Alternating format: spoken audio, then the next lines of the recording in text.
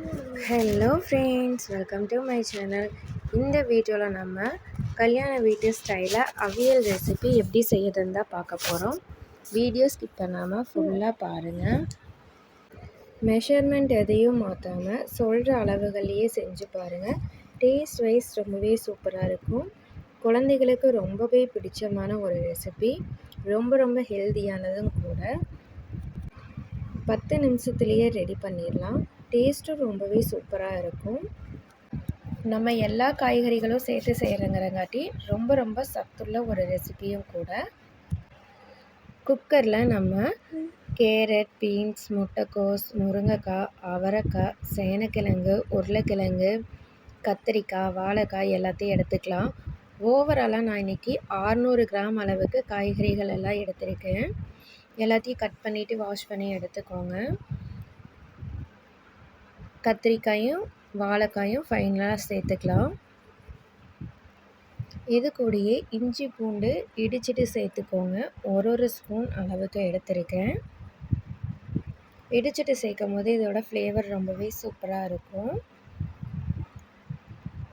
1 cup அளவுக்கு தண்ணி சேர்த்துக்கோங்க.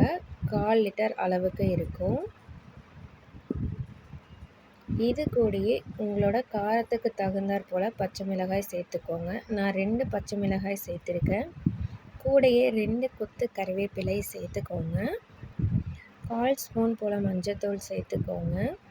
தேவையான அளவு உப்பு சேர்த்துட்டு நம்ம எல்லாத்தையும் ஒன்ஸ் நல்லா மிக்ஸ் பண்ணிக்கலாம். காய்கறிகள் எல்லாமே 80% வெந்து வந்ததுனாலே கரெக்டாக இருக்கும். நான் ஒரு விசில் விட்டு எடுத்துக்க போகிறேன்.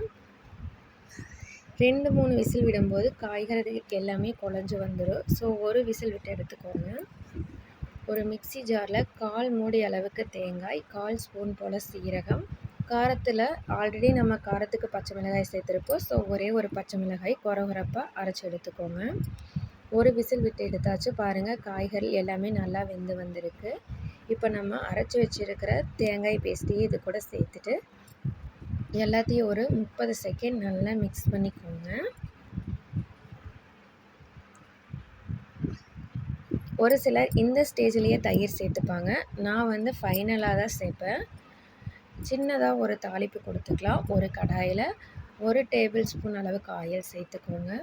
கொஞ்சம் போல் கடுகு நல்லா பொரிஞ்சு வந்ததும் ஒரு கைப்பிடியில் பாதி அளவுக்கு வெங்காயம் கட் பண்ணிவிட்டு சேர்த்துருக்கேன். வெங்காயம் வதங்கினதும் நம்ம வேக வச்சுருக்கிற அந்த காயையும் சேர்த்துட்டு எல்லாத்தையும் நல்லா மிக்ஸ் பண்ணிக்கோங்க.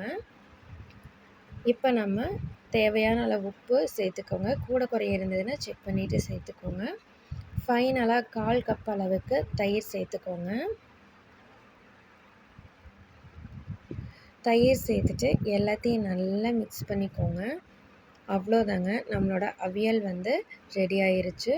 ரொம்பவே டேஸ்ட்டாக இருக்கும். கட்டாயமாக ட்ரை பண்ணி பாருங்கள். இஞ்சி பூண்டு ஒரு சிலர் சேர்க்க மாட்டாங்க. ஆனால் இஞ்சி பூண்டு சேர்த்து செய்யும்போது அதோடய ஃப்ளேவர் ரொம்பவே சூப்பராக இருக்கும்.